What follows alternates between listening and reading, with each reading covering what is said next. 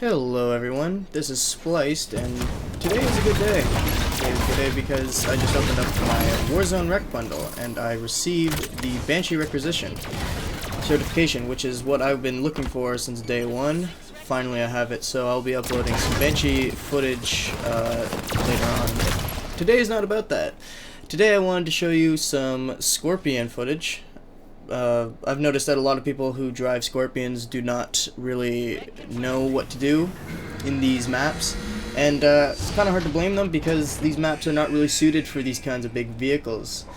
But I'm here to help you guys as best as I can with what I do, and hopefully you can learn a bit from the strategy that I'll give you today with the Scorpion. This was like a 25 kill streak or something like that. I don't remember, but basically, okay, so Scorpions are very slow, and they're very easy to mount, same as pretty much any ground vehicle. The one that would be the hardest to mount would probably be a Wraith due to its boost, but even that can be grabbed very easily. They're also very vulnerable to a lot of power weapon attacks, so, you know, there's a lot of weaknesses that comes with these ground vehicles, and that's why I choose to fly the Banshee over any ground field. I'd take a Banshee over anything in a heartbeat. But right here, I'm just killing this Knight Marshal just to help out the team. And a lot of people just buy like ground vehicles to go straight for bosses, which is understandable because at this very point, like, these maps are not really designed that well for these vehicles, so like that's all they're really good for. But I have a different use for them. So right here I'm playing Whack-A-Mole Simulator. As you can see, there's 3 entrances to the garage, which is one of the main points that they hold right now. That's another thing I want to mention. You always want to make sure to keep note of the fortresses that you have captured, because if you lose control of the one that is right next to your core, you'll easily be flanked by enemies, so you want to make sure you have that safety behind you. You don't have to worry about getting flanked as much. Some people can still flank you, so you want to be careful there. There's not too much you can do though. The radar is only 18 meters, so by the time they get behind you, there's no way for you to react. So here's the strategy I give you. What I like to do in this map particularly is when they capture the garage, you want to make sure that they stay in the garage, at least from your side.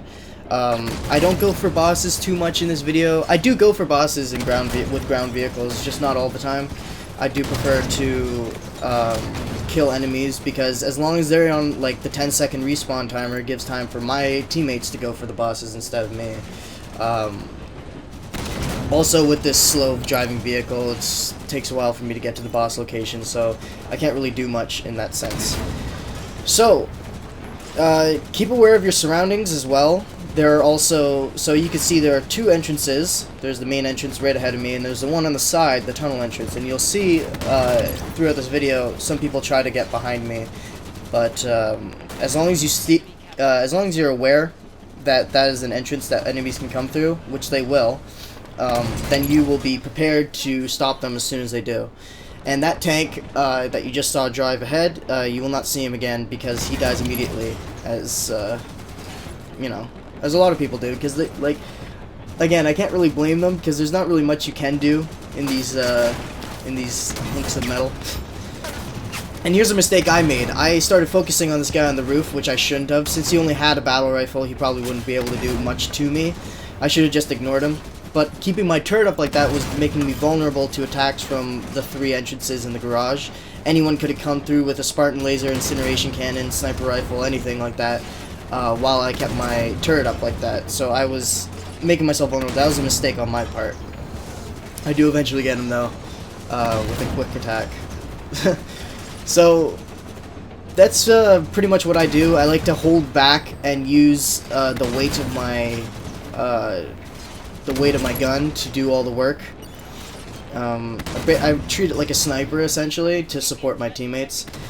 You can also shoot your teammates to use them as like, you could shoot your ghosts as like leverage to blow up enemies, because shooting your teammates when they're in a vehicle does not damage them. You'll see a bit in this video that I do that to one of my ghost allies. It's only when they're getting boarded that when you shoot them that it will damage them, because it treats it as if like there's an enemy on the vehicle. So that's why when there's only an ally in the vehicle, you're free to shoot them as leverage if you want. So this is all I do in the Scorpion. I apologize if this footage is pretty boring. That's why I'm adding commentary over it. I'm trying to make it as exciting as I can, give you guys a little quick tip on these vehicles. And I don't really have anything else to say, so without further ado, I hope you guys enjoy the rest of this video, and I'll talk to you guys later.